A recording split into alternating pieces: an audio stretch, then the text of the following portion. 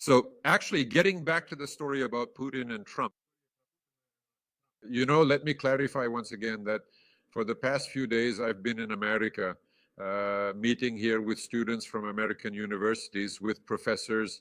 There are some, among them are also political scientists who specialize in Russia.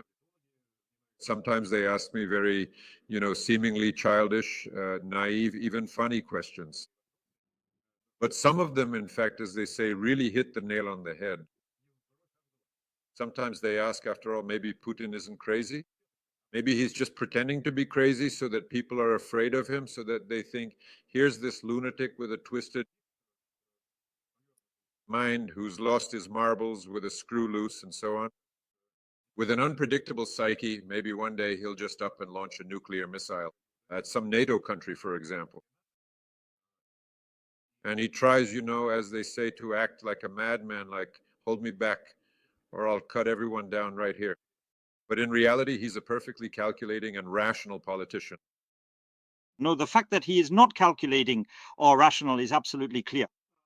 This was determined by psychiatrists from the KGB who didn't take him into intelligence, who said that this person has a diminished sense of danger.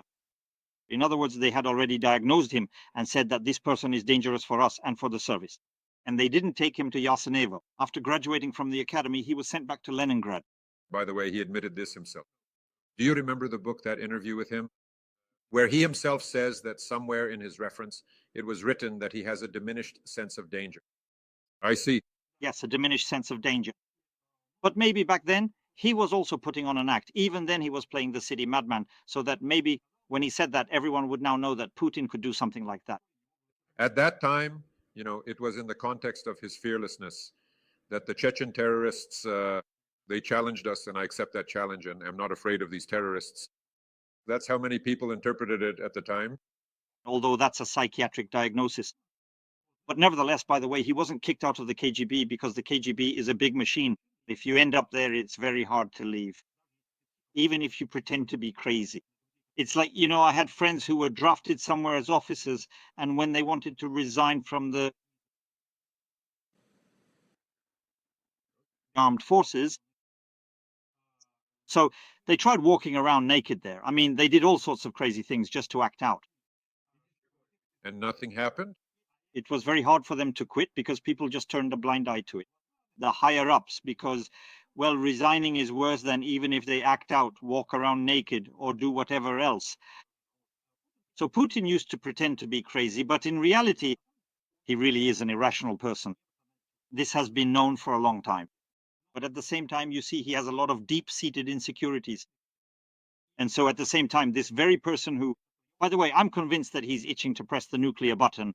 He really wants to go down in history as the first president of the Russian Federation and the Soviet Union to actually use nuclear weapons. So he wants to become who exactly? Herostratus. Well, like the American president who bombed Hiroshima and Nagasaki, that's what he wants. And that's why American intelligence is taking this absolutely seriously. They said that in September 2022, we were 1 second away from that situation. But at the same time, something else is saving Putin. He is also very afraid for his own life. This is a man who pours billions into making sure his own daughters take care of his health and prolong his life. A man who has spent millions of dollars in order to have children with Kabeva from a test tube, who would supply him with spare parts for his body if something suddenly fails, genetically compatible with Putin's own organism. He is not comparable to a person who presses the red button. A man who discusses with Xi Jinping how to live to 150 years old is simply not comparable. But these things, that's why he's crazy. But he's not violent. You see, everyone expects a madman who walks around naked, spouting some nonsense and so on. No, there are different kinds of madmen. There are madmen who are absolutely brilliant madmen. Yes, schizophrenics can actually be simply brilliant. Yes, but in their own coordinates, they can be absolutely rational people who seem rational, but Putin is not rational. And that's why he might press the button. But the only thing that saves us from this is that at the same time, he doesn't want to die before the age of 150. Well, yes, by the way, do you remember there was a wonderful American film, A Beautiful Mind, right? Where a truly great and talented actor played the leading role in the film. Oh my God, at the very last moment, his last name just slipped my mind, that actor. Remind me. Our viewers will tell us right now. Well, anyway. John Nash, that was his name. That remarkable mathematician whose role was played by Russell Crowe. I just looked it up on the internet now. The wonderful actor Russell Crowe, a film about a brilliant mathematician who was also schizophrenic. So to put it simply, he was absolutely, from a medical point of view, mentally abnormal. A person who, despite that, was able to solve unsolvable, brilliant mathematical problems. If you haven't seen it, watch it. But still, returning to the topic of intelligence, to the topic of intelligence information, so as not to stray too far from it, let's wait. Maybe some information will come up before the end of our live conversation. Agreed? Putin and Trump, they didn't come to an agreement on something. Nevertheless, recently there have been repeated publications stating that, firstly, even if some Tomahawk type missiles are supplied to Ukraine, Ukraine will only be able to use them if it receives a significant amount of additional intelligence information to guide these missiles against various targets on Russian territory. Without American intelligence information, these missiles could simply turn into a pile of scrap metal. And secondly, a few days ago, the Financial Times wrote that starting from around late spring or early summer, the Americans have been providing the Ukrainian armed forces with information about certain targets, which are then struck by long-range Ukrainian drones. With precise and accurate strikes, in particular in this context, it is said that the successful attacks by long-range Ukrainian UAVs on targets in Russia, oil refineries and processing plants, are directly linked to this intelligence cooperation between the United States and Ukraine. Do you think this is possible? Indeed, while Trump is making loud statements and extending ultimatums to Putin, at the same time, some quiet and unassuming American intelligence officers continue to supply Ukraine with this invaluable intelligence information, which allows Ukrainian defenders to inflict such significant damage on Russia, particularly on Russian oil refineries, as you say. Well, it's potentially possible, but let me remind you that the war is being fought not only on the battlefield, but also in the information space, and that these narratives are being heavily promoted by Russian channels. They say that Ukraine, this is an old narrative, Ukraine doesn't do anything on its own, it's just a tool. And in reality, they're fighting against NATO, they're fighting against the United States of America. Everything is decided in America. All the weapons are provided by NATO, all the targeting as well. All the target tracking is done by NATO. This narrative is actually very dangerous because we hear it quite often from the propagandists, as well as from the Ministry of Foreign Affairs, from Lavrov, from Peskov, from Putin, and from other people who want to shift their responsibility onto the Americans. So even if technically or technologically there might be some grain of truth in this, the claim that without the Americans these missiles wouldn't go anywhere is of course not true. Because when you are given a certain weapon, you are also given all the means necessary to use it. And moreover, you are not given everything. As a rule, all arms exporters impose certain restrictions on the use of their own weapons, and you never get the full package. There are restrictions on range, on accuracy, and on support. Otherwise, there would be no arms market at all. In other words, if only one country always decides where something will go, then no one would buy. No Saudi Arabia or any other country would buy American weapons because the use of the weapons would depend on the US, and nobody likes that. That's why I think this is a myth that is greatly exaggerated and overheated by Russian propaganda. Dear friends, let me remind you, today we are once again talking with Sergey Zhirnov in our traditional segment on my channel, Spy Stories. Thursdays with Sergey Zhirnov. Let me remind you, Sergey Zhirnov, for those who don't know, is now a writer and journalist. But in the past, he is a professional intelligence officer, a spy. As he honestly says about himself, he once worked in illegal intelligence in the USSR and then in the early years of post-Soviet Russia.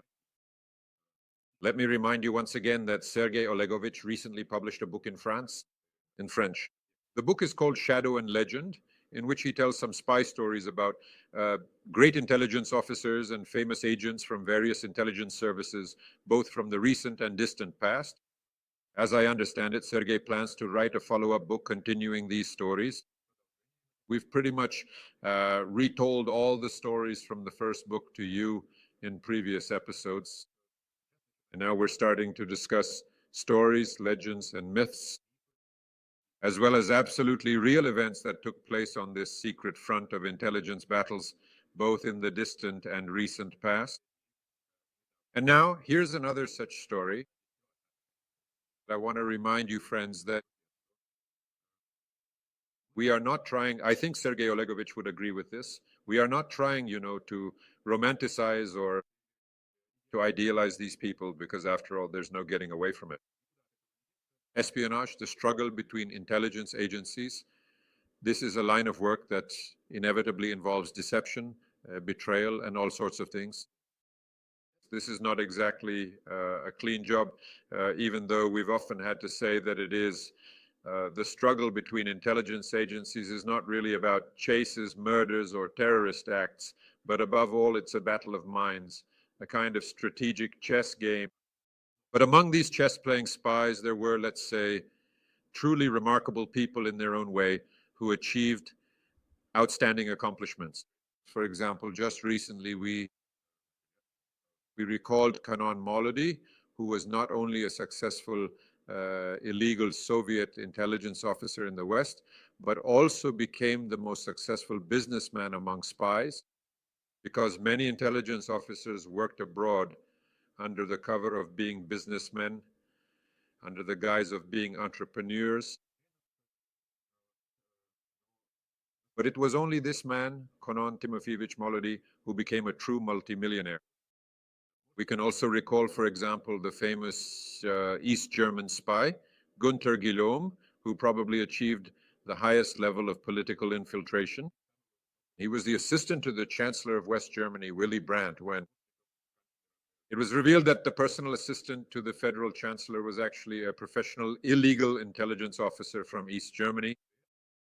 The scandal was enormous, and Willy Brandt was forced to resign as a result. But in the history of Soviet intelligence, there was a man who also achieved an absolutely incredible, extremely high level of political infiltration or penetration into the governing state structures of other countries. That's exactly who we're going to talk about today. His name was Joseph Grigulevich. The floor is yours, Sergey Olegovich. Let me say right away that on the one hand, he is an absolute legend, a legendary figure about whom many beautiful stories are told. And it will be hard for us here to resist romanticizing him, the very romanticization you mentioned earlier before my remarks. Because Grigulevich's story is, of course, a very romantic one. And by the way, he never wrote anything about his own life. That is, he wrote many books, already being a corresponding member of the Academy of Sciences. Let's start from the end. So this is a person who, after finishing his intelligence work, became a doctor of science and was elected a member of the USSR Academy of Sciences. And he wrote books about Latin America, about history, about famous figures, Siqueiros, Che Guevara, and all sorts of other people. His books were published, and many people had no idea that the author of these books, a Latin Americanist scholar, a specialist, and, by the way, a highly respected authority on the Catholic Church in Latin America, had in fact once been one of the most successful Soviet illegal intelligence officers. Well, as for how successful he was, that's another story. All the stories about Grigorievich that we read and hear today are stories told by the SVR. That is, they have all the archives and all the stories come from the Historical Office of the Foreign Intelligence Service. That's why when a story is only told from one side, I always urge people to divide it by 25, or better yet, by 125. Because, of course, it's in their interest to present him as an absolutely brilliant person, the most successful super agent who had access to the Pope and was generally close with the Pope. He drank tea, drank coffee, wrote documents for him, and told him how he should fight. Of course, there are objective facts that can't be ignored. Let's start with the fact that, as we mentioned, the Pope, that is, his cover story, his legend, ultimately made this person the official ambassador of Costa Rica to Italy. And he was a real ambassador. He was the ambassador to Italy, the ambassador to the Vatican, and the ambassador to Yugoslavia. So obviously this is truly top level skill. Just imagine, and this is a person who not once, never even visited Costa Rica. He never even lived in that country and didn't know it. So everything he knew about Costa Rica is what nowadays he could have read on Wikipedia, but back then he could only read in some encyclopedias or reference books. And he was actually very afraid to go there because that's where he could have been exposed. And when he needed to secure the support of the president of Costa Rica, he sent his wife there. His wife was Mexican, a real Mexican, a true Latin American woman. This wife visited all the wives of all the political and business leaders of Costa Rica. Costa Rica is quite a small country. And you have to understand that in Latin America, everything that seems impossible is actually possible. Not on any other Latin continent, not in any other country. In other words, basically, you can do anything for money. Because, for example, this whole story about how he was made an ambassador. He, by the way, was also a businessman for a while. And by the way, a successful businessman too. A businessman, yes. So when he arrived in Italy, he started presenting himself as a businessman and offered to the consul of Costa Rica to start a joint business with him. Basically only in Latin American countries. But to be fair, now we have President Trump, who is both a billionaire and a businessman at the same time. And he has all sorts of golf clubs and other things, and he sets them up on the White House lawn. Tesla car sale. Before that, I generally believe that if you are an official, you have no right to do business. If you are a business, then you have no right to be an official. But in Latin America, all this is quite compatible. And he, being a businessman, convinced the Costa Rican consul to go into business with him, to make a deal to create a joint company for selling coffee. And it actually worked out quite well for them because Costa Rican coffee is really good coffee. And selling it, a good product, is easy to sell. And from these sales, they not only made money, but also gained capital and connections. And in the process, he got to know him quite well, and the consul hired him to work at the consulate. When he hired him to work at the consulate, which is a diplomatic office representing a country in a foreign land, at a certain point, the former president of Costa Rica, a highly respected political figure, also visited there. They gave him a warm and enthusiastic welcome, brought all sorts of thoughtful gifts, and so on. And moreover, apparently, they donated some money. Well, not they, but Grigulevich, under the name Teodoro, made the donation. Castro. Teodoro Castro, a Costa Rican businessman. He sponsored the campaign of the former president of Costa Rica, who won again and took the presidential seat. And then, it must be said, he made him an ambassador. But when we told this whole story, we said, well, that's cool, right? Becoming an ambassador is wonderful. It's amazing. It's such a unique thing because for us, with our minds, which, so to speak, work in international relations, we immediately picture it. Like Russian embassies in Washington, the Russian embassy in Paris, the Russian embassy in Geneva. And we imagine how cool it must be there, right? Like what if, say, an American illegal agent became the ambassador of the Russian Federation in Geneva? You have to understand that Costa Rica was a very poor country at that time, and it didn't have the money to maintain its diplomatic missions around the world. And why is that? Grigulevich, as Teodoro Castro, became the ambassador of Costa Rica to the Vatican, Italy, and Yugoslavia simply because he offered Costa Rica to rent a few rooms at his own expense, which would be called the embassy of that country. And in Latin America, that's entirely possible. So, roughly speaking, this system, it's still around in the world today, you know, this system of honorary consuls. Yes, it's actually quite widespread around the world. In many countries, there are honorary consuls who are not employees of the foreign ministries of the countries they represent. Who is an honorary consul? It's a person who has connections in a certain country, while that country either doesn't have the means or the desire to send its own foreign ministry there, to extend its tentacles. And the person says, let me offer my entire network. Let's just consider it yours as well. And they give him a diploma, he hangs it up, and that's what an honorary consulate means. In this way, he gets the opportunity to obtain diplomatic license plates for his car in the country where he resides. He also receives a kind of conditional diplomatic immunity It's not full diplomatic immunity, but nevertheless, he starts getting invited to events. So he becomes quite a respectable and well-regarded person. And it doesn't cost the country a single penny because he does everything at his own expense and the country only benefits from it. In this way, the country cultivates its own diaspora, which otherwise it wouldn't be able to do anything with. This was actually the same principle that Grigulevich followed. That's the kind of ambassador he was in Italy and the Vatican. In other words, roughly speaking, if this were the United States of America, he would never have become any kind of US ambassador. To Italy, because there's a huge vetting system where you have to pass a polygraph test, where your background is thoroughly checked, where people have to know who you are. Not in a single, I'll say something rather unpleasant right away, because people from Costa Rica might take offense, but in no decent country would this be possible. Especially at the time when this happened. This happened in the early 1950s, right? On the contrary, it was actually at that time that it was possible, because it was right after the war. I'm saying that it was possible precisely then, in the early 1950s, when, in a sense, the world was in chaos. Chaos, yes. In fact, in Latin America, even now, there is probably still chaos. And there are probably countries where, for example, the Ministry of Foreign Affairs of Chile doesn't have its own embassy, doesn't have a consulate, nothing at all. If you come from there and say that you are a wealthy person who is respected in that country and say, let me be your honorary consul or ambassador, it's quite possible for you. In Chile, they would do it. Moreover, it's even something you can buy. There was this one time in connection with these Latin American affairs, a colleague of mine from the SVR told me a story that the same Grigulevich almost started a world revolution in Bolivia, where some madman, perhaps in a moment of wild inspiration, spoke out. A local resident, a descendant of indigenous tribes who in the 1930s just declared himself Lenin. Just like that? He said, I am Lenin. I want to build. By the way, Lenin is actually very popular in Latin America.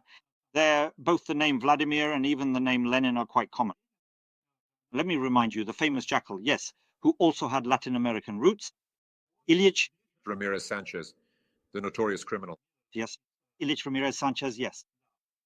And this same Lenin said, somehow the NKVD and the Soviet embassy found out about him. And they approached Grigulevich to find out what was going on there.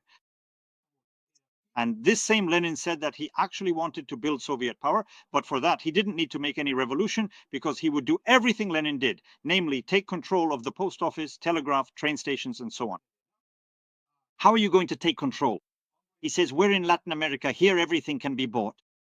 And they asked him, how much do you need? And he named a sum. I need $55,650. That exact amount. They asked him why. And he wrote it all down on a piece of paper. I need to give this much to the head of the telegraph, this much to the head of the post office, this much to the head of the train station, this much to the chief of the police guard, and this much to the prosecutor, and so on. That's how it goes. $55,650. And Grigulevich, in principle, the intelligence service even gave him $50,000. But this minister said, you underpaid me by 5,000, so the revolution is cancelled. Because if you had given me as much as I asked, I had everything calculated. I had everything figured out. But here you are, shortchanging me by 10%.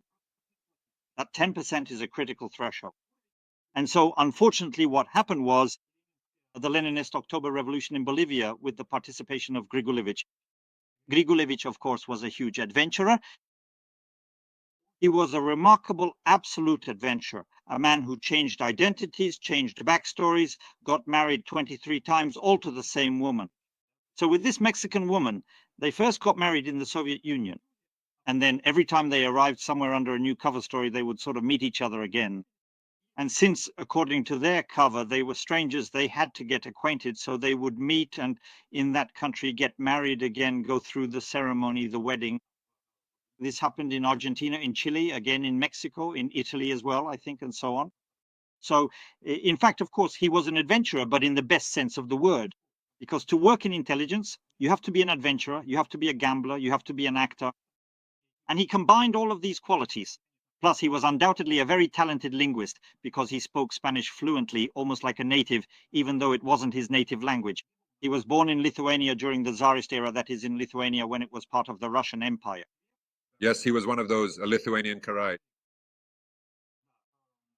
Now, in this context, you need to thoroughly explain in detail who the Lithuanian Karaites are. No, the Lithuanian Karaites are descendants of Tatars who practiced Judaism and who, at one time, these Tatars were descendants of those Tatars who served the Polish-Lithuanian Commonwealth. And in this connection, they settled in the territory of the former Polish-Lithuanian Principality.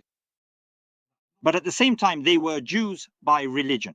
In other words, the religion they adopted and chose to follow was Judaism. He appeared to resemble a person from the southern regions, but it was quite difficult to determine his exact type. And his appearance fit very well with Latin Americans. So if you look at him, it's clear that he's Latin American, not local, meaning not an indigenous person. Not Peruvian Indians, not Mexican Indians, but rather the descendants of Spaniards and Europeans who have lived in Latin America for many years. He looks exactly like them. In any country, by the way, in any Latin American country, he would fit right in like one of their own. They all have little mustaches and they're all not very old.